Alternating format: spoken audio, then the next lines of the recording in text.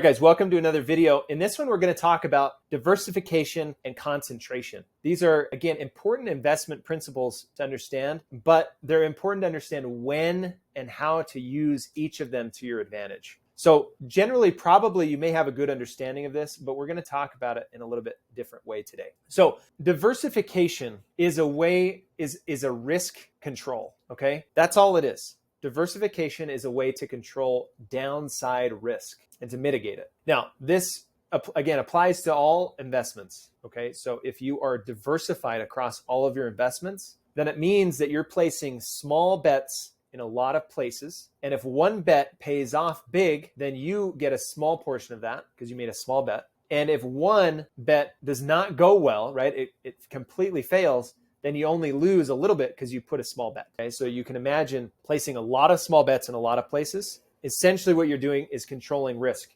You're limiting your ceiling and you're limiting your floor, okay? On the opposite side of that is concentration. Concentration is when you make bigger bets in fewer places. So if, let's say you make 5 big bets, if one of those does well, then you are going to get an outsized gain on that. 20% of what you own, of your portfolio. If one of those does really well, then your portfolio is impacted by 20%. That bet you put on that 20%, that one investment, if it increases a ton, then your whole portfolio is going to be impacted positively because it makes up a larger percentage of your overall investment portfolio. If on the same side, if it goes poorly, if you place a big bet and it goes poorly, then there is an outsized negative impact on your overall portfolio as a whole. So diversification is a lot of small bets. Concentration is a few big bets. So let's talk about this a little bit. Let's think about in terms of the stock market.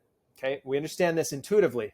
I could go out and I could pick one company stock that I want to buy, and that's it. So let's say I have $10,000. I just go put it all on one company's stock, and we'll even make that whatever. Take your pick. The risk here, right, is that the company performs poorly and my entire $10,000 is at risk. And if the company goes bankrupt, I could lose all of my money, 100% of it. That's my downside. My upside, if this company does extremely well, I get all of the upside. So let's say the company doubles or triples or goes 5x in size, my investment will do the same. Okay, so you can look at Tesla, for example, right, is a super popular stock. You can look at it. There were a lot of people that made big bets on it when it was small, in long time ago, right, when it just had the Roadster come out, maybe the Model S. Well, that has returned many, many, many times over itself.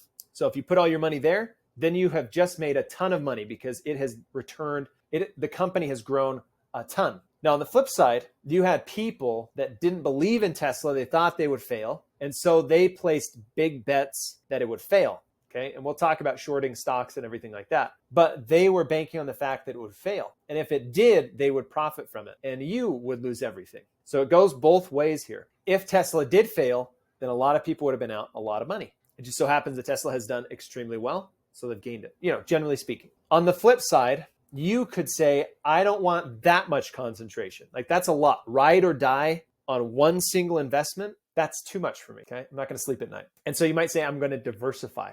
Okay. You can diversify in a number of ways. You could go out and say, okay, well, I'll pick 10 stocks that I like and I'll buy a piece of all 10 stocks. So I'll take my 10,000 and I'll put 1,000 in each one. If one fails, I've lost 1,000, but I still have my 9,000 and probably they've done okay. So let's say Tesla was one of mine, and then 9 other companies, and Tesla had failed. I lost $1,000, but I still have 9,000. I'm not zero. I still have 90% of my portfolio. And if those have gained, maybe I'm back at 10,000, maybe I'm at 15,000, even though one company failed. Okay, so you could go out and create your own portfolio stocks and diversify that way. Back in the day, it wasn't so easy to buy stock.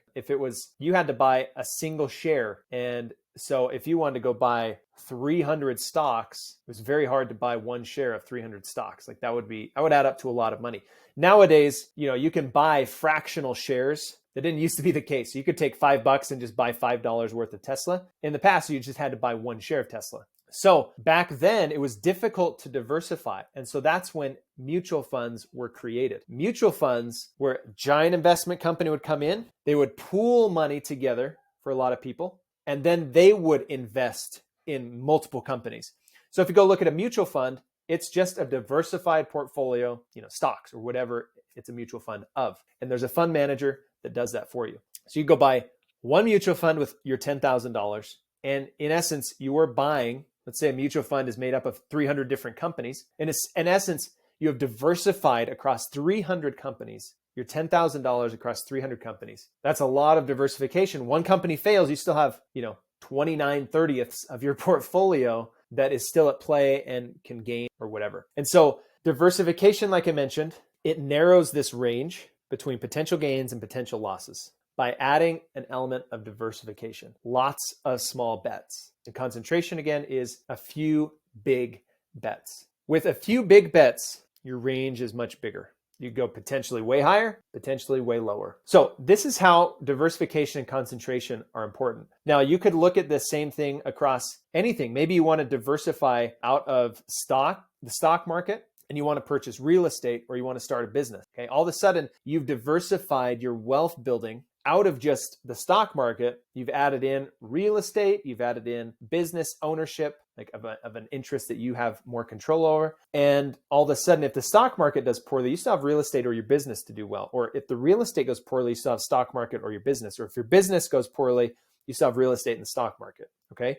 So we all mitigate risk. We all diversify to some form or another. And there's a lot of ways to do it. So if you're a real estate investor, maybe you diversify across a lot of different properties or a lot of different types of properties. Maybe they're not all single family. Maybe you have some mixed use commercial property or multiplex, right? Like apartment complexes with 100+ units. And so you diversify across single family homes and residential, 100+ unit apartment complex plus multi-use commercial space. And that's how you diversify in your real estate. In your business, maybe it's that you have a number of different product lines or a number of different channels and client types. And so if one product doesn't do well, you have other products. If one kind of target market, if that kind of goes away, you still have other target markets, other channels that you're going through. One social media platform disappears where you're buying all your ads. You might have another platform that you're also using and buying ads on and advertising. And so one platform goes down, you still are diversified because you have another to take its place, okay? So diversification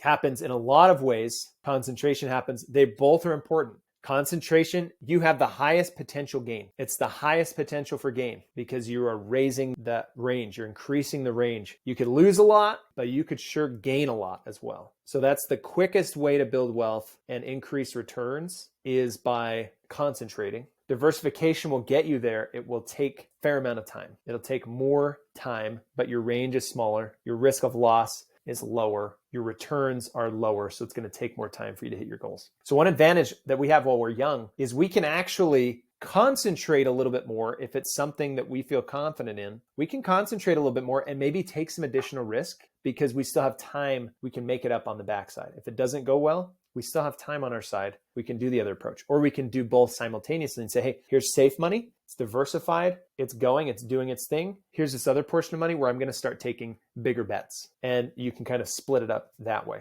So there's a lot of ways you can approach it. You got to do what feels best for you, but those are the differences and when they can come at play. For business owners, I commonly see people say, well, I want to at least set aside enough money where I am taken care of. I know my family is taken care of and we can retire at the appropriate time. Okay, so 65 or whatever, living at this at least minimum level of lifestyle. So they set up investments that are diversified, that are lower risk, and they put whatever they need to put in there so that by the time it's 65, they have enough money in there to take care of their lifestyle that they want, at least on a minimum level. So they do that first. Then with any extra capital they have, they start taking bigger bets and saying, hey, even if I lose this, I still have security over here. I still have a fallback, so I can take the risk over here, right? So then they might do some more real estate. They might do more business ventures, or they might do angel investing or whatever it is, where there's high risk of loss, high potential for reward,